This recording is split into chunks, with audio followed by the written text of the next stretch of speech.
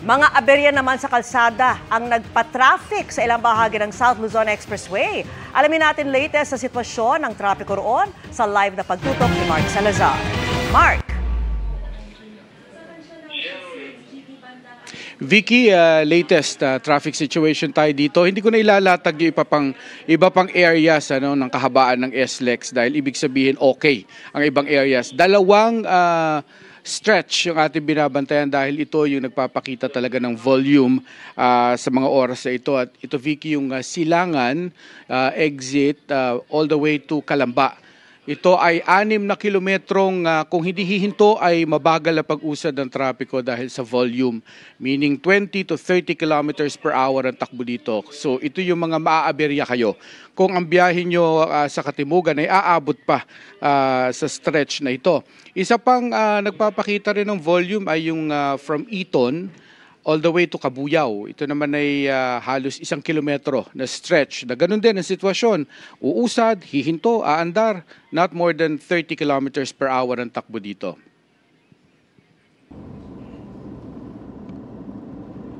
Maghapong maraming pagkakataong tumukod ang trapiko sa South Luzon Expressway dahil sa minor road incidents. Partikular na problema itong San Juan Viaduct southbound bago magkalamba exit, kung saan nag-iimbudo ang mga sasakyan dahil sa pinatutuyong portion ng road widening. Alas 3 ng hapon nagkarambola dito ang 4 na sasakyan na nagdulot ng halos 1 kilometrong tukod ng traffic. Ika-6 na itong insidente sa parehong lugar. Maya-maya lang, nagsagian naman sa parehong lugar ang isang bus at closed van. Nagsasanhi din ng traffic ang mga nasisiraan ng sasakyan. Dapat suriin natin po yung kondisyon ng gulong, preno at makina.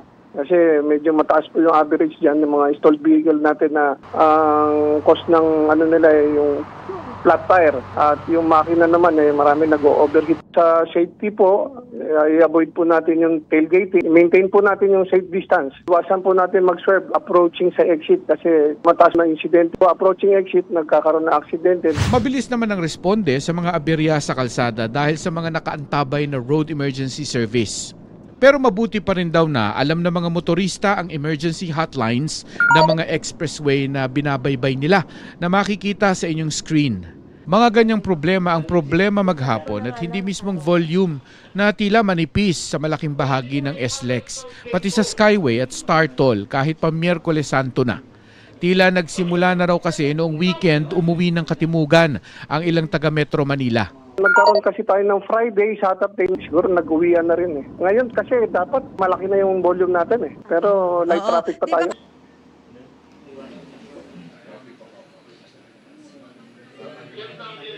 Sa mga ngayon palang babiyahe, mas gandahan ninyo ang preparasyon nyo dahil mas mahirap maaberya sa gitna ng dilim.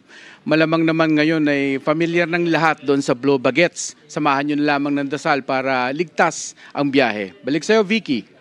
Maraming salamat sa iyo, Mark Salazar.